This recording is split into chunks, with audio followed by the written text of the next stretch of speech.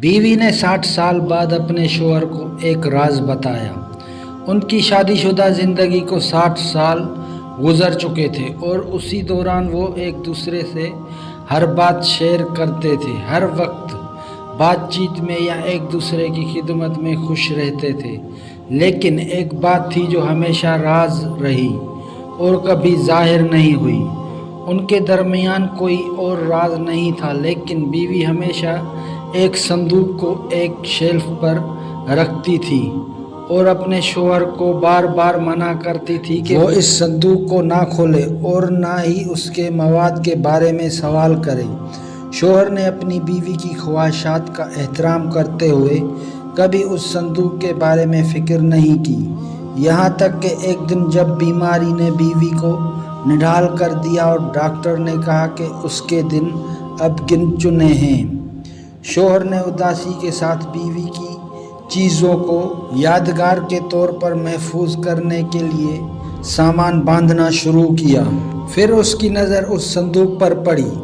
اس نے اسے اٹھایا اور اسے بستر کے قریب لے گیا جہاں اس کی بیمار بیوی لیٹی تھی۔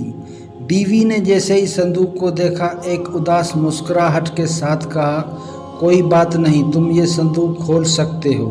شوہر نے صندوق کھولا اور اس میں 2 کپڑے کی گڑیا، کروشی کی سوئیاں اور $75,000 کی رقم پائی۔ اس نے بیوی سے پوچھا کہ یہ چیزیں کیا ہیں؟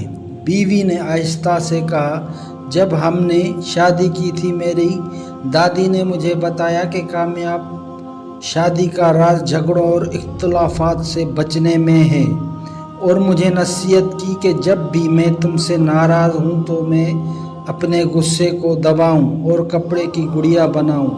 یہ سن کر شوہر کی آنکھیں آنسوؤں سے بھر آئی۔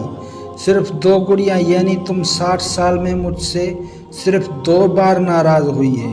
اور اپنی بیوی کے بستر مرہم پر ہونے کے باوجود شوہر کو خوشی محسوس ہوئی کہ اس نے اپنی بیوی کو صرف 2 بار ناراض کیا تھا۔ پھر اس نے پوچھا، ٹھیک ہے، گڑیوں کا راز تو سمجھ میں آ گیا، لیکن یہ $75,000 کیسے آئیں؟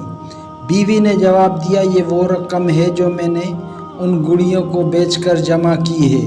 کیا خوبصورت بات ہے کہ انسان تکلیف میں ہو مگر اس کا ذکر نہ کرے اور آنسو بہائے مگر شور نہ مچائے۔ ہر مسکراہٹ کے پیچھے ایک شدید درد ہوتا ہے۔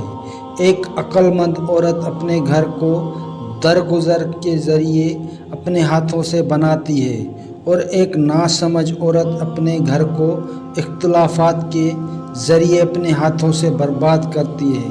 اللہ تعالیٰ ہر جوڑے کو شادی کا سفر کا اہتمام سلامتی کے ساتھ کرنے کی توفیق عطا فرمائے۔